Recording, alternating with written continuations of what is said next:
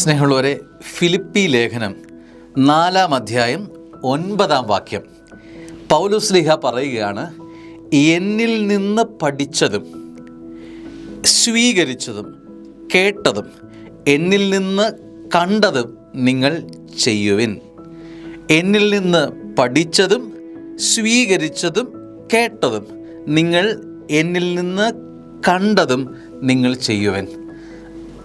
പൗലോസ് ശ്ലീഹ ഓർമ്മിപ്പിക്കുകയാണ്, ഒരു സമൂഹത്തോട് ഓർമ്മിപ്പിക്കുകയാണ്, ഒരു സഭയോട് പ്രബോധനം കൊടുക്കുകയാണ്.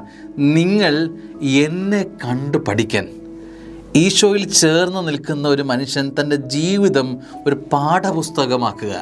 ഒരപ്പൻ തൻ്റെ കുഞ്ഞുങ്ങളോട് പറയുക, നിങ്ങൾ എന്നെ കണ്ടു പഠിക്കുക. ഞാൻ ചെയ്തത്, ഞാൻ കേട്ടത്, ഞാൻ സ്വീകരിച്ചത്, ഞാൻ പഠിച്ചത് ഒക്കെ നിങ്ങൾ ചെയ്യുവൻ.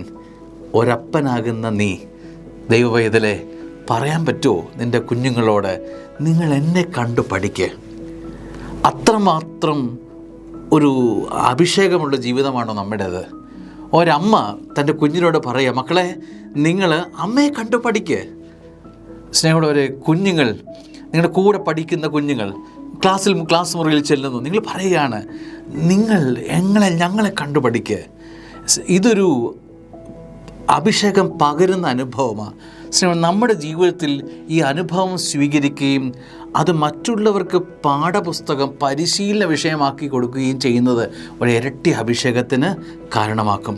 സ്നേഹമുള്ളവർ, നമ്മുടെ ജീവിതം മറ്റുള്ളവർക്ക് മാതൃകയുള്ളതാണോ എന്ന് ചിന്തിക്കുന്നത് നല്ലതാണ്. ഇവിടെ പൗലോസ് ശ്ലീഹ പറയാണ്, എന്നിൽ നിന്ന് പഠിച്ചത്. അപ്പോൾ എന്നിൽ നിന്ന് പഠിക്കാനേറെ നിങ്ങൾക്കുണ്ട്. എന്നിൽ നിന്ന് സ്വീകരിച്ചത്, നൽകാൻ ഒരുപാട് വിഷയങ്ങൾ എന്നിലുള്ളത്. എന്നിൽ നിന്ന് കേട്ടത്, ഒരു വലിയ അനുഭവ ജീവിതം എനിക്കുണ്ട്. അത് ഞാൻ നിങ്ങളോട് പറഞ്ഞു തരുന്നു, നിങ്ങളത് കേൾക്കുക. എന്നിൽ കണ്ടത്, സ്നേഹമുള്ളവരെ, എൻ്റെ ജീവിതം തന്നെ ഒരു മാതൃകയാക്കി ഞാൻ നിങ്ങൾക്ക് തന്നത്, നിങ്ങളത് ചെയ്യുവൻ. അപ്പോൾ ജീവിതം തന്നെ പാഠപുസ്തകമായി മാറിയ പൗലോസ് ശ്ലീഹ ഒരപ്പനെ പോലെ നമുക്കും നമ്മുടെ ജീവിതം ഒരു മാതൃകയാക്കിയാലോ? ഇന്നത്തെ ഈ വചനം നമുക്കൊരു വെല്ലുവിളിയും ഒരു അഭിഷേകവുമാക്കി മാറ്റട്ടെ. ദൈവം അനുഗ്രഹിക്കട്ടെ. ആമേൻ.